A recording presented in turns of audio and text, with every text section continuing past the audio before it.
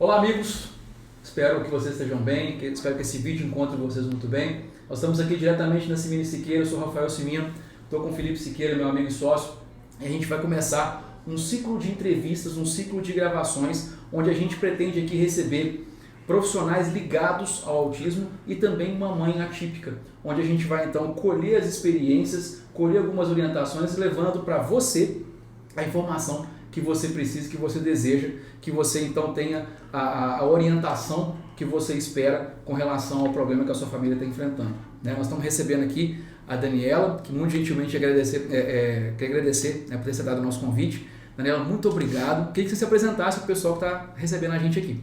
Boa tarde, gente.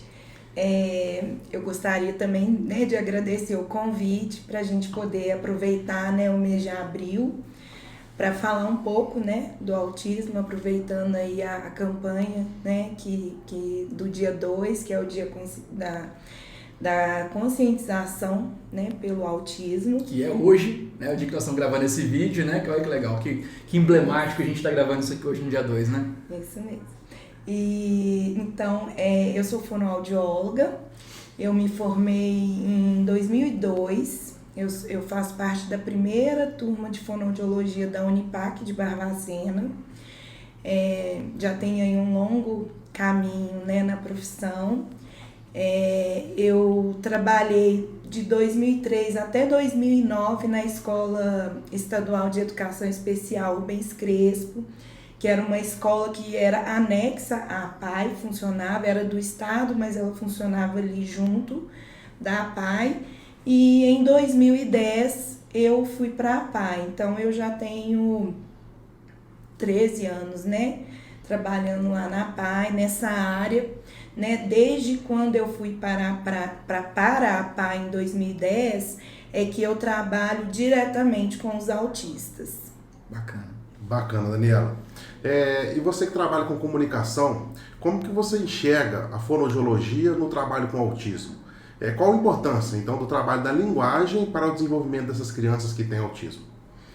Então, a fonoaudiologia, ela é justamente isso, Ela é a profissão que trabalha trazendo, as intervenções para a gente melhorar a comunicação das pessoas, de uma forma geral. E uma das características principais, do autismo, um dos critérios diagnósticos que a gente tem para o diagnóstico de autismo é a dificuldade na comunicação.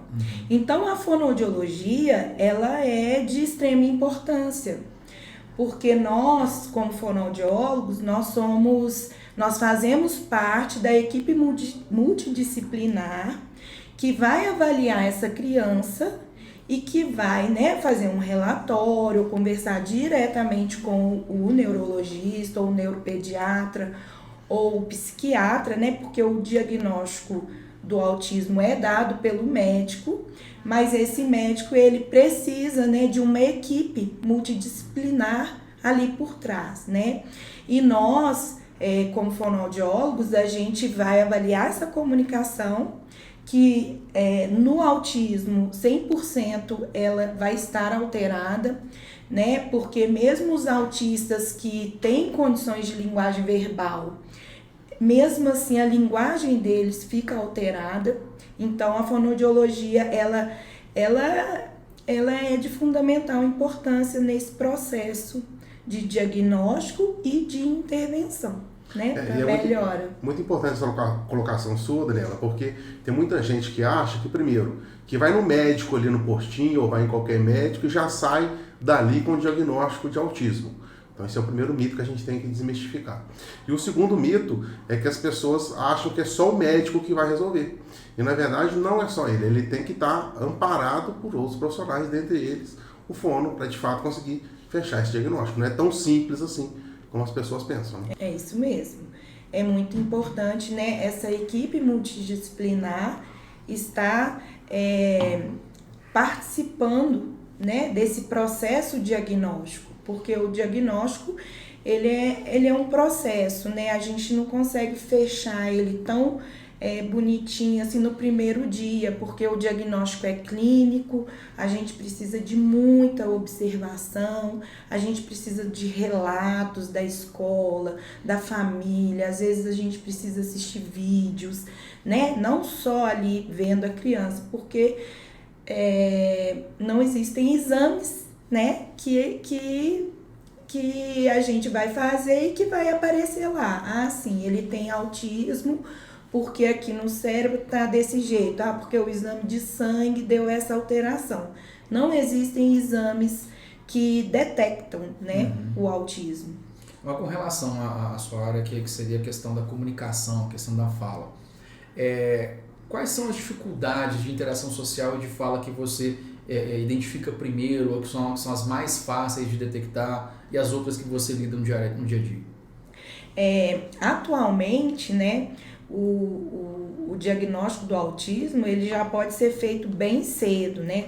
A partir de 18 meses a gente já está podendo, a gente, assim, né, o médico junto da equipe, né? A gente é a equipe, né? Isso, fazer o diagnóstico. Então, assim, em crianças, né, pequenas de 1 ano e 6 meses, né, a partir dos 18 meses, a gente já observa, né, atraso na comunicação mesmo, no desenvolvimento da fala e da linguagem, porque assim, aos 18 meses a gente já espera que essa criança esteja falando algumas palavrinhas, né, tipo papai, mamãe, e geralmente, né, quando a criança vem com autismo, essa linguagem ela já vem caminhando com alguma alteração.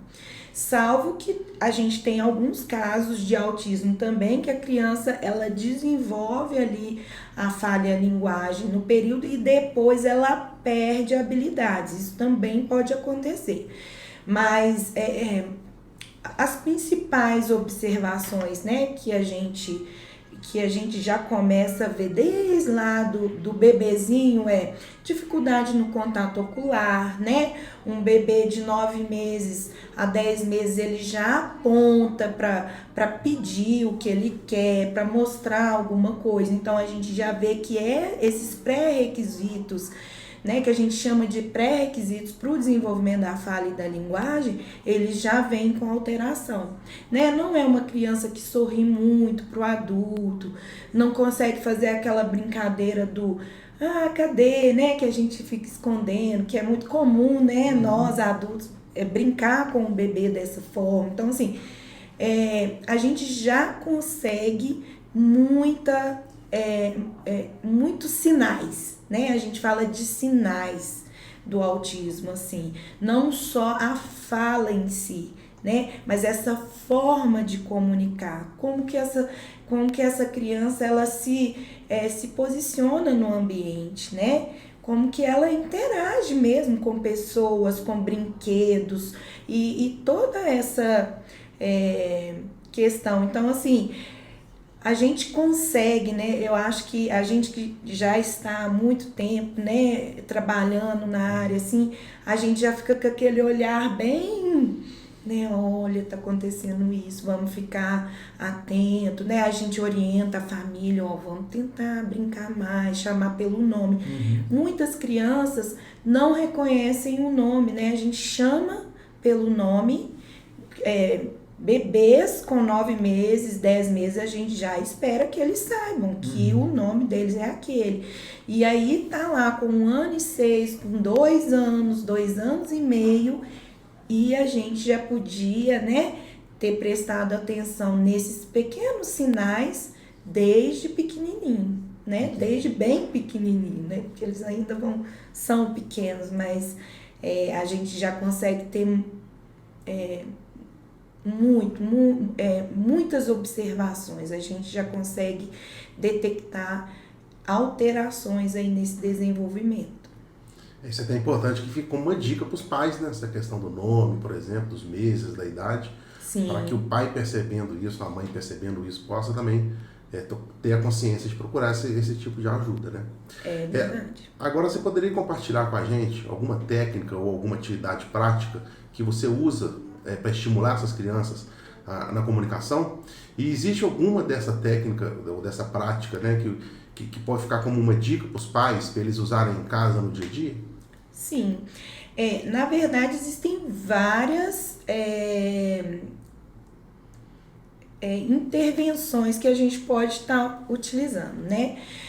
Dentro da fonoaudiologia, uma das abordagens assim, que atualmente ela tem dado resultados muito bons é a comunicação aumentativa e alternativa, né? Porque diante, né, das pesquisas científicas, já se identificou que o cérebro do autista, ele funciona muito melhor visualmente do que auditivamente. Como é que você pode explicar para quem está acompanhando a gente como é que é essa questão do aumentativo, para ficar claro para quem está acompanhando a gente? Então, como o cérebro do autista eles já descobriram, né, que eles funcionam muito mais visualmente, então a gente usa essa estratégia, né, de intervenção, que é a comunicação alternativa, que é o uso de imagens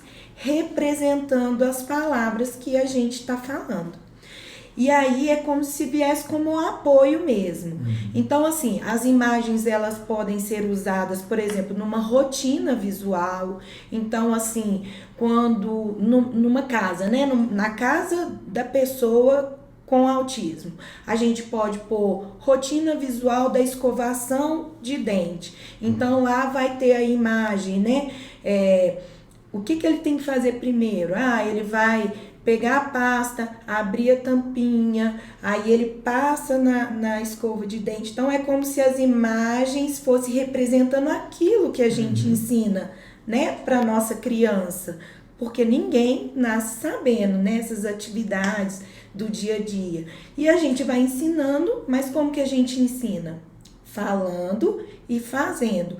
E muitas vezes para o autista, a gente só falar e fazer, eles não conseguem aprender. E aí quando a gente põe a imagem, é como se a nossa fala ficasse representada ali.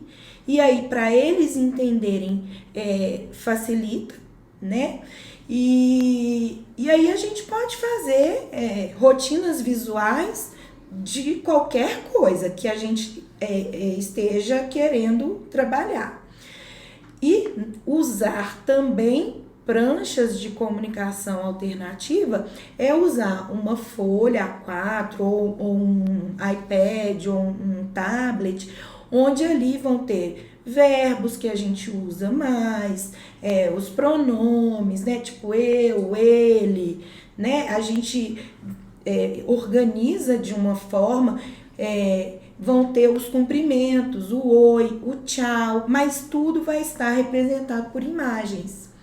E aí essa criança ela aprende a dar significado para aquela imagem conforme a gente vai usando no dia a dia e fazendo ao mesmo tempo. Então a gente pode apontar, se for, né, numa folha de papel A4, ou se for um tablet, geralmente quando a gente faz o toque, ele fala a palavra ou o que a gente quiser, que a gente tiver gravado ali para aquela criança.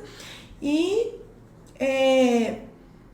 conforme, né, o tempo, porque nenhuma intervenção é milagre, né? Nada acontece de um dia para o outro, precisa de muito trabalho, muita modelagem, mas assim, a gente tem resultados muito bons com esse tipo de intervenção.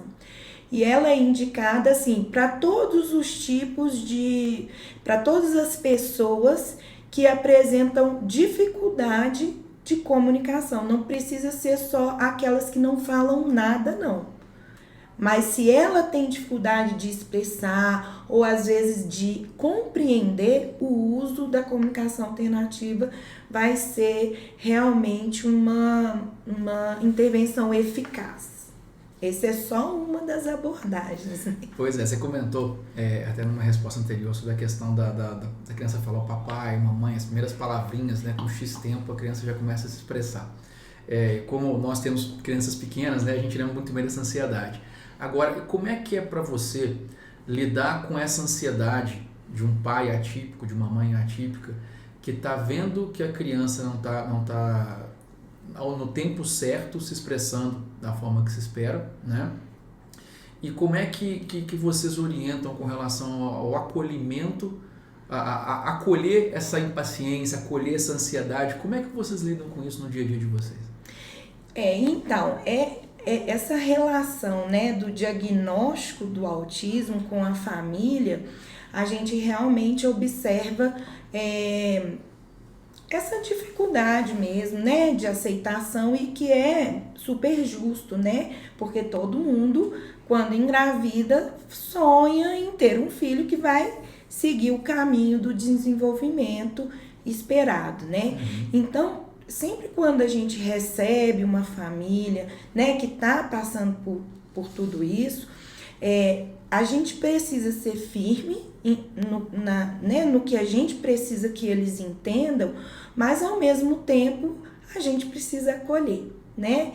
E a gente faz isso, a gente conversa, a gente chora junto, a gente abraça, a gente mostra resultados, né? De, olha, o seu filho, ele tá assim hoje, ó, mas a gente tinha uma criança assim, e a gente, né, traz esse conforto para eles, assim, que tudo bem, não tá seguindo aqui o caminho, mas não quer dizer que ele não vai se desenvolver, né? E eu acho assim que dentro da fonoaudiologia a gente traz muito o conceito de comunicação para as famílias, para tirar um pouco do peso de fala, porque a fala é justamente isso, assim, todo mundo espera que a criança fale, né?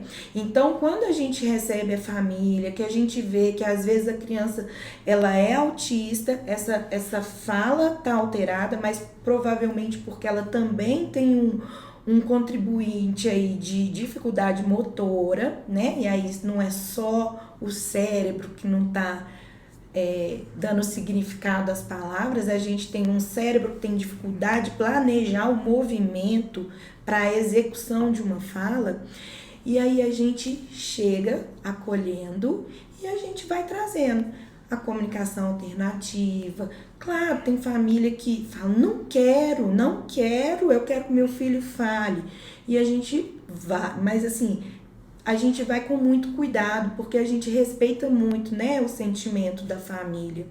E se a gente não tiver a família junto da gente, acreditando no nosso trabalho, o nosso trabalho não funciona. Porque o tempo que a criança fica com a gente é muito pequeno, né? Então, assim, quando a gente consegue fazer com que a família entenda o porquê que não desenvolveu a fala, mas que a gente pode trabalhar a comunicação com gestos, com expressões, e que a gente pode validar isso na criança deles, eles vão acalmando, sabe? Eles vão ficando menos ansiosos e eles vão contribuindo com as nossas orientações. Com a terapia do modo geral. Sim. Então é importante que esse trabalho, o foco dele não seja nem só na criança, mas sobretudo na família, né? Porque a partir do momento que você tem a família do lado, o desenvolvimento da criança fica muito mais fácil, né? Muito mais certo de acontecer, é fundamental. E agora já até caminhando para o nosso finalmente nosso bate-papo, você tem aí na sua carreira aí alguma história, algum caso marcante para poder compartilhar com a gente? Tem vários casos, muitos casos mesmo, assim, a gente tinha um caso, né, lá na PAI, de uma paciente que ela usava ecolalia, né? Ecolalia é uma repetição de palavras ou frases ou falas de desenhos, e essa menina, né, ela usava muito a ecolalia. E todo mundo, há muito tempo atrás, falava assim, ela fica falando, repetindo, sem função, sem nada. E aí a gente descobre que toda a ecolalia que ela fazia, ela estava comunicando alguma coisa pra gente. Então, esse fato, na época o padre Marcelo começou a fazer umas orações no rádio, Não sei se ele ainda faz isso, mas na época era assim, todo mundo ouvia o rádio. E aí ele abençoava a água, né? Ele falava, agora todo mundo pegue um copo d'água, põe aqui próximo do rádio, que eu vou abençoar. E aí a mãe, né,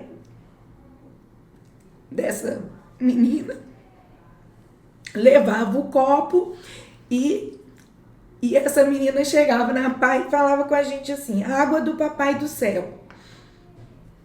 E assim, a gente descobriu que ela tava com sede, sabe? Complicado. A gente descobriu. Não, são 13 anos de APAI, né?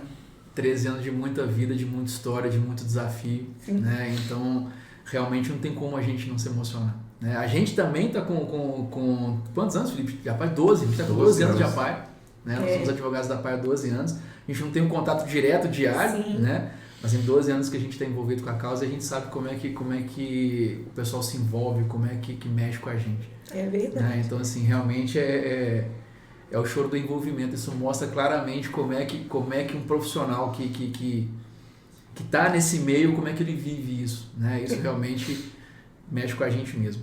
Verdade. Queria te pedir uma gentileza.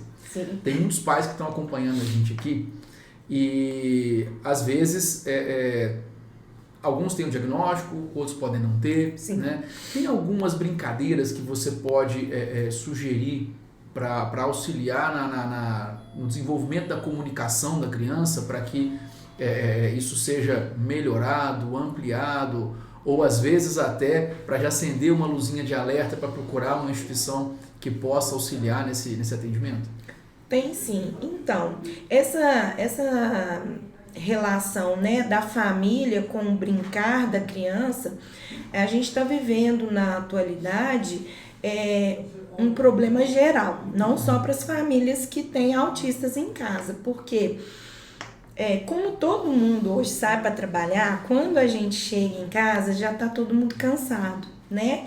E muitas vezes a gente não senta para brincar com essa criança. E independente se é uma criança autista ou não, essa criança ela precisa ser ensinada a brincar. O brincar, ele não vem assim espontaneamente só porque ela é criança. Então, assim, quando a gente compra um brinquedo novo, se a gente não senta com essa criança, ensina como que esse brinquedo funciona e deixa ela criar a estratégia dela, né? Brincar, essa criança, ela não vai brincar com esse brinquedo. Então, assim, às vezes a pessoa fala assim, olha, eu comprei carrinho pro meu filho, mas ele nem olha. Mas aí a gente faz a pergunta, mas a senhora senta no chão para brincar com ele, nem que seja assim 10 minutinhos? Não tenho tempo, porque eu trabalho. Aí a gente entende, né, a rotina, a gente também sai de casa e deixa nossos filhos, mas assim, é de extrema importância as famílias tirarem um tempo de qualidade. Pode ser 10 minutos, mas que sentem, que brinquem. E o autista, ele tem dificuldade de dar função ao brinquedo. Então, se uma criança típica, ela não vai saber brincar se ela não tiver um modelo, né? O autista, então, ele não vai brincar nunca mesmo. Então, assim, a dica que eu dou é essa. Comprar ou não brinquedos, né? Mas brincar com essa criança. Né? O autista, ele precisa muito de brincadeiras sociais, que são aquelas que a gente faz com o bebezinho. Põe no colo, faz cavalinho, pega, né, de lado, faz aviãozinho, deita no chão, põe o pé pra cima e põe a criança ali e finge que é alguma coisa. Então, assim, pular no sofá de mão dada, pular, não precisa ter um pula-pula, né? Mas é importante ter interação, sabe? É o mais importante. Porque a comunicação, ela só acontece quando tem uma interação, né? Porque falar, eu posso falar várias palavras. Ninguém precisa estar perto de mim para eu fazer nada. Mas a comunicação é quando eu preciso de uma outra pessoa que esteja ali fazendo uma troca comigo. E a gente vai ensinar a comunicação através dessa troca, né? A criança pula, o pai dá um beijo e, né, levanta ela, sorri. Parece assim, uma coisa boba, mas vocês não têm noção do poder que é isso. E pra gente encerrar, eu queria te pedir uma gentileza também de você deixar uma mensagem para os pais que estão, às vezes, aguardando um diagnóstico, aguardando algum atendimento, né, na PAI ou em outras instituições Brasil afora, né? O que você pode dar de mensagem de conforto para esses pais que estão ansiosos, né, pela análise do que os filhos têm, né, ou pelo atendimento ao problema dos seus filhos? Então, assim, eu acho que o que a gente tem que, né, falar, né, com essas famílias é que elas corram atrás, que elas não fiquem paradas mesmo, né, que elas corram atrás do diagnóstico, até para elas poderem, né, ter um melhor conhecimento do caminho que elas vão ter que percorrer, né, porque o diagnóstico, assim, ele não acaba ali, né, o diagnóstico é só o começo, né, do caminho a ser percorrido, né, e que elas tentem, mas ao mesmo tempo a gente sabe que a saúde, ela tá assim, nós, por exemplo, da PAI, a gente trabalha sem parar, assim, são muitas avaliações na semana, muitas, e a fila não acaba. Então, assim, as famílias precisam correr atrás. Quem, né, tem condições financeiras de pagar um médico particular, né, se puder ir, que vá. E quem não pode, fica lá na fila, porque o filho vai ser atendido, né, porque a gente não para, mas é porque realmente está tendo, né, um aumento nos casos, né, das crianças com esses atrasos, que muitas vezes a gente fecha no diagnóstico do autismo, mas eu acho que é isso. E elas precisam ver esses filhos, né, com esse olho claro, né, maternal, paternal, mas ao mesmo tempo que elas também procurem fazer algo como a própria brincadeira, né? Como o próprio ensinar essa criança o nome dela, né? Usar imagens ajuda muito. Então, assim, tem coisas que a família ela já pode começar, né, em casa. Perfeito. Perfeito, Daniela. Eu queria te agradecer, então, pelo seu tempo, pela sua disponibilidade, pelo conhecimento que você compartilhou com todos nós aqui. É isso, Rafael? Perfeito, né, Daniela? Muito obrigado mais uma vez pelo seu espírito de doação, né? Eu agradeço a você que está acompanhando a gente aqui e deixar também um aviso de que a gente vai receber ainda aqui uma psicóloga, uma mãe atípica e uma neuropediatra. E a gente vai conversar bastante ainda sobre esse tema nesse mês de abril. Fica atento também nas nossas redes sociais, porque a gente vai ter ainda lançamento de um e-book específico sobre autismo, um lançamento de um outro e-book sobre direitos genéricos, não só previdenciários, dos autistas. Tem muita coisa boa vindo por aí. Um abraço e até a próxima.